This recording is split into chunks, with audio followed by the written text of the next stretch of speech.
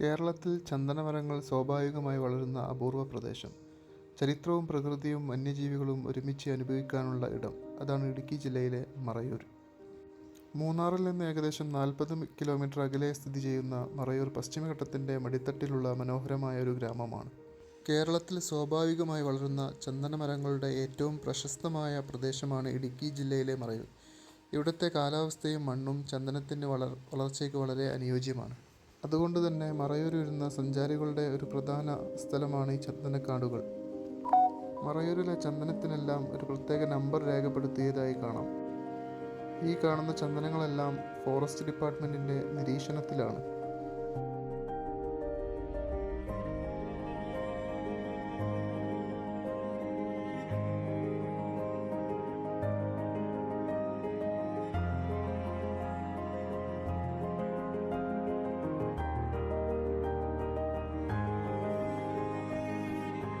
ചന്ദനവനങ്ങൾ പോലെ തന്നെ ശർക്കര കൊണ്ടും പ്രശസ്തമാണ് മറയൂർ. ഇവിടെ കൃഷി ചെയ്യുന്ന കരിമ്പിൽ നിന്നാണ് പരമ്പരാഗത രീതിയിൽ ശർക്കര നിർമ്മിക്കുന്നത്. മറയൂരിലെ കരിമ്പ് തനതായ കാലാവസ്ഥയിലും മണ്ണിലും വളരുന്നതിനാൽ നല്ല മധുരവും രുചിയും ലഭിക്കുന്നു. കരിമ്പ് ചതച്ച് ലഭിക്കുന്ന നീര് വലിയ പാത്രങ്ങളിൽ മണിക്കൂറുകളോളം തിളപ്പിച്ച് കട്ടിയാക്കി ശർക്കരയാക്കുന്നു. രാസവസ്തുക്കൾ ചേർക്കാതെ പരമ്പരാഗത രീതിയിൽ നിർമ്മിക്കുന്നതിനാൽ ഇതിന് സ്വാഭാവിക രുചിയും മണവും ലഭിക്കുന്നു. മറയൂർ എന്ന് കേൾക്കുമ്പോൾ ആദ്യം ഓർമ്മ വരുന്നത് ചന്ദനമാണ്. പക്ഷേ ഈ നാടിൻ്റെ മറ്റൊരു അഭിമാനമാണ് മറയൂർ ശർക്കര. നാട്ടിൽ കൃഷി ചെയ്യുന്ന കരിമ്പിൽ തലമുറകളായി തുടരുന്ന പരമ്പരാഗത രീതിയിലാണ് ഈ ശർക്കര നിർമ്മിക്കുന്നത്. അതിൻ്റെ സ്വാഭാവിക മധുരവും രുചിയും തന്നെയാണ് മറയൂർ ശർക്കരയെ കേരളമെങ്ങും പ്രശസ്തമാക്കിയത്. മറയൂർ ചന്ദനവും പരമ്പരാഗത രീതിയിലുള്ള ശർക്കര നിർമ്മാണവും കണ്ടതിന് ശേഷം കാന്തല്ലൂരിലെ ഫഹദ് ബ്രോയുടെ ഫാം ഹൗസിലോട്ടാണ് ഞാൻ പോയത്.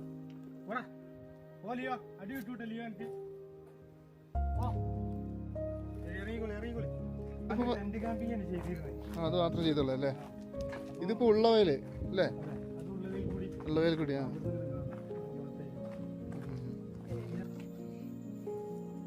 ഈ സാധനം ഇത് മിന്റ്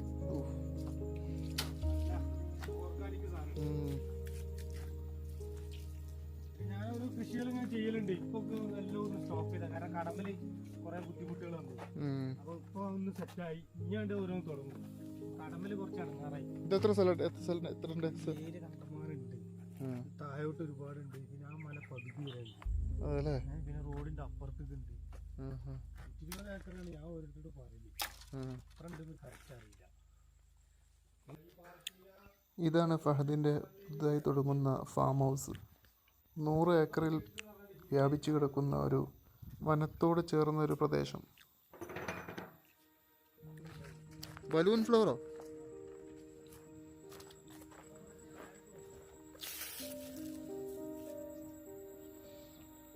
ബലൂൺ ഫ്ലവർ ആദ്യമായിട്ട് കേൾക്കുന്നതാണ്.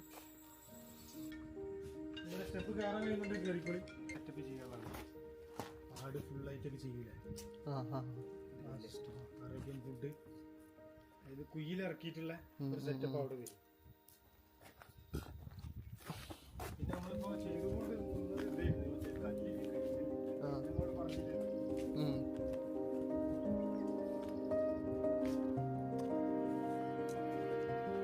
ഇതെല്ലാം മറ്റേ പുല്ലന്നല്ലേ? പുൽത്തൈലത്തിന്റെ പുല്ലന്നെ ഇതെല്ലാം.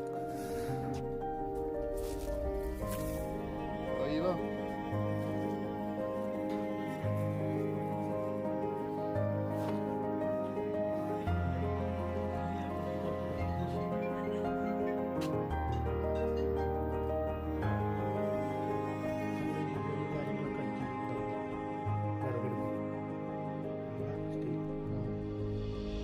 പരിപാടിക്കാര്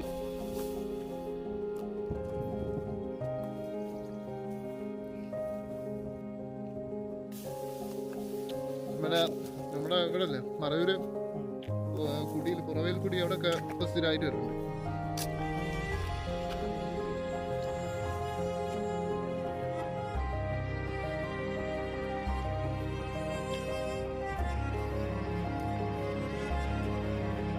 ഇത് പുൽത്തരം അരി സാധാ പുല്ല് അരിയുന്ന പോലെ തന്നെ അരിയുന്നത്.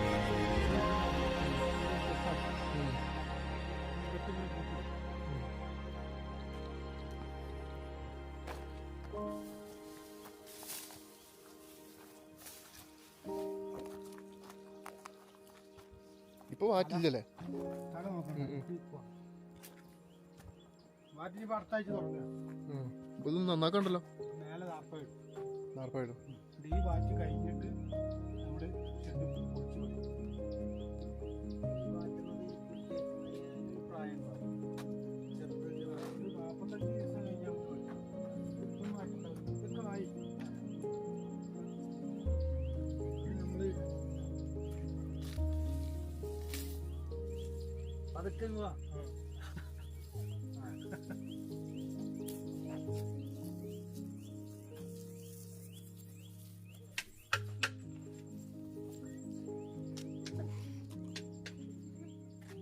കെട്ടുകെട്ടാക്കിയിട്ടുള്ള പുല്ല് ഇതിലിട്ടാണ് വടി വെച്ച് കുത്തും. അല്ല, നിങ്ങൾ നേരെ അരിഞ്ഞിട്ട് നേരെ ഇതിലോട്ട് തന്നെ ഇടും.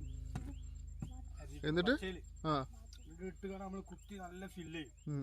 മേലോട്ടൊക്കെ പുല്ല് കേട്ടു മേലെ കുത്തി കുത്തി ഫില്ല് ചെയ്തിട്ട് ഇത് ഇവിടെ സൈഡ് കത്തുണ്ടാവും. തീയിടുന്നപ്പോ ഈ സൈഡ് ഇവിടെ കത്തിച്ചിട്ട് അതൊന്ന് തിളച്ചതിന്റെ ശേഷം പുല്ലൊന്ന് ചുരുങ്ങും.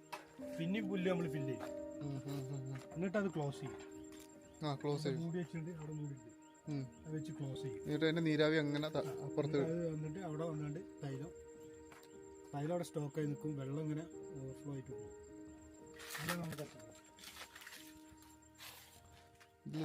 കത്തിച്ച് കഴിഞ്ഞാൽ പിന്നെ നമ്മൾ കെടുത്തൂല. 3 ദിവസമൊക്കെ കണ്ടിന്യൂ പാറ്റും. 25 കത്തിക്കാൻ ഉപയോഗിക്കുന്നത് ഈ തടിയോ? ഇങ്ങനത്തെ കുറെ വിറകുകളുണ്ട്. അത്രയും 3 ദിവസം ഇരുന്ന് കത്തണം എന്നുണ്ടെങ്കിൽ അത്യാവശ്യം വിറക് കണ്ടില്ലേ? ഇത് ഏതാ തടി? അങ്ങനെ വെച്ചെടുക്കും അല്ലേ? അപ്പൊ ഇത് കത്തി പിടിക്കാൻ വേണ്ടി എന്തെങ്കിലും ഒഴിച്ചു കൊടുക്കും? ആദ്യം നമ്മൾ ചെറിയ തീ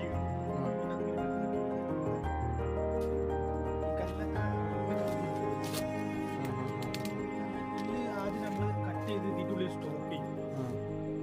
10 ദിവസമൊക്കെ ഫുള്ള് ഇതിൽ സ്റ്റോക്ക് ചെയ്തിട്ട് അത്യാവശ്യം ഹൈറ്റിലുള്ള ഒരാളുടെ ഹൈറ്റിൽ സ്റ്റോക്ക് ചെയ്യും. എന്നിട്ടാണ് ഇത് കത്തിക്കും. എന്നിട്ട് പുല്ലങ്ങനെ പിന്നെ അതിങ്ങനെ ഇട്ടെടുക്കുന്നതനുസരിച്ച് പിന്നെ പുല്ലിങ്ങനെ 2.5 മണിക്കൂർ അത് കഴിഞ്ഞ് കഴിഞ്ഞാൽ അടുത്ത ചെമ്പ് 2 മണിക്കൂർ കഴിഞ്ഞാൽ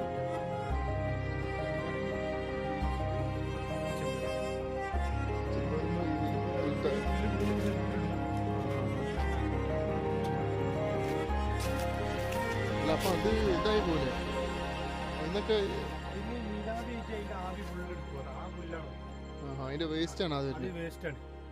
അതിന് നീരാവിയിൽ ഫുള്ള് ആവി ഫുള്ള് എടുക്കും. അതാണ് ഇത് വെച്ചിട്ട് പുല്ല് ഫുള്ള് ഇതിന് കോരിയെടുക്കും. പിന്നെ നമ്മൾ വിചാരിക്കും ഇത് പുല്ലല്ല, ചെറിയ സിമ്പിൾ വർക്കാണ്, ഒന്നും പെട്ടെന്ന് ചെയ്യാൻ കഴിയില്ല.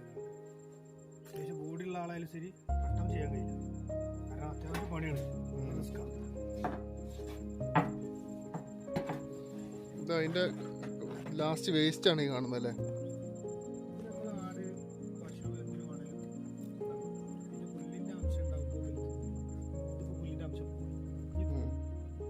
പക്ഷേ ചെറുപ്പത്തിൽ ശീലിപ്പിക്കണം, അല്ലേ തോന്നുന്നു. അതുകൊണ്ടാണ് ഈ പുൽത്തൈലം ഇവിടെ എല്ലാവരും ചെയ്യണത്. കാരണം ഇവിടെ ഫുൾ മൃഗങ്ങൾ പ്രശ്നങ്ങളുണ്ട്. ഇതാരും തിന്നൂല, ഒരു മൃഗം തിന്നൂല.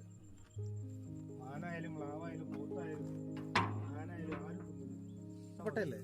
കറപ്പട്ടാണോ അത്? അല്ലല്ല, അത് യൂക്കാലിയാണ്. ഞാവലുണ്ടല്ലോ അവിടെ. ഞാവൽ ഇഷ്ടംമാതിരി.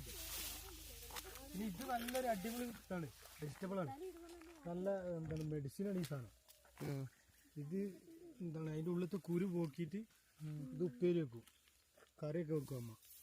നല്ല ടേസ്റ്റാണ്. ഞാൻ ഹെൽത്തിൻ്റെ ഇതിൽ കുറേ കണ്ടിട്ടുണ്ട് അതിനെ പറ്റി. ഇതാണോ ചുണ്ടക്ക എന്ന് പറയുന്നത്?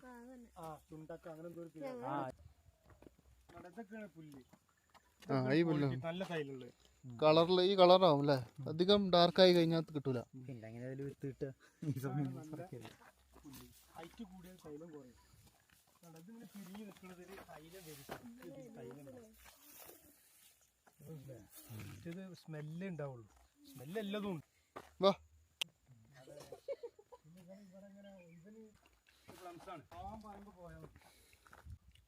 96 താറല്ലല്ലോ അത്.